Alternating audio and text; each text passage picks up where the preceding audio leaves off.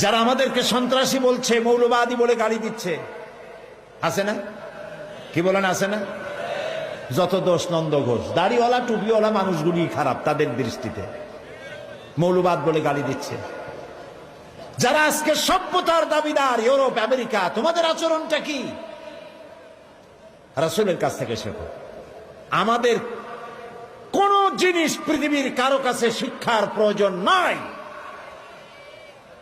চরিত্র আদর্শ শিক্ষার লালনাগার মদিনা আল মুনাওয়ারা, মুহাম্মদ রাসূলুল্লাহ বলেন সাল্লাল্লাহু আলাইহি ওয়াসাল্লাম, সেখান থেকে শিখতে হবে।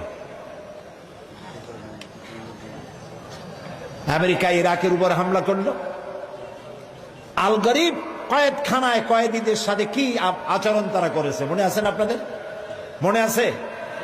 মুসলমান বন্দীদেরকে উলঙ্গ করে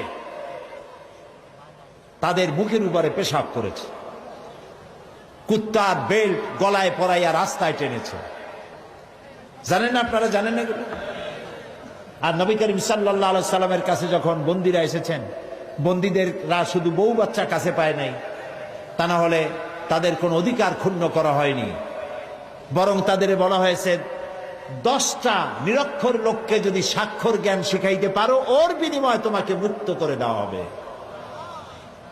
নবী করিম সাল্লাল্লাহু আলাইহি সাল্লাম এই আদর্শ প্রতিষ্ঠা করে গিয়েছিলেন, পৃথিবীতে একটি শান্তিপূর্ণ সমাজ তৈরি করেছিলেন। এই পৃথিবীর বুকে আদর্শ শিখতে হলে নবী ছাড়া আদর্শ নাই।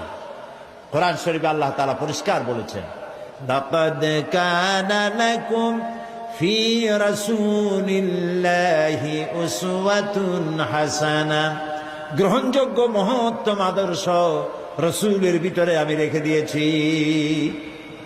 তোমাদের আদর্শ রাসূলের ভিতরে, তার থেকে চরিত্রবান, তার থেকে ভালো মানুষ পৃথিবীতে আর নাই। প্রিয় ভাই সব, নবী করিম সাল্লাল্লাহু আলাইহি ওয়াসাল্লাম মদিনায় ফিরে গেলেন। আর এই মদিনায় কি ইসলামী রাষ্ট্রের আইন কানুন চালু করে দিলেন। চুরি বন্ধ হলো, ডাকাতি বন্ধ হলো, জেনা বন্ধ হলো, হত্যা বন্ধ হলো, ধর্ষণ বন্ধ হলো। জীবনের এমন কোন দিক এবং বিভাগ নাই যেখানে রাসূলুল্লাহ আদর্শ নাই। সুবহানাল্লাহ বলেন। নবী করিম সাল্লাল্লাহু আলাইহি ওয়াসাল্লাম, তার জামানায় মানুষ দরজা খুলে ঘুমাবার সুযোগ পেল।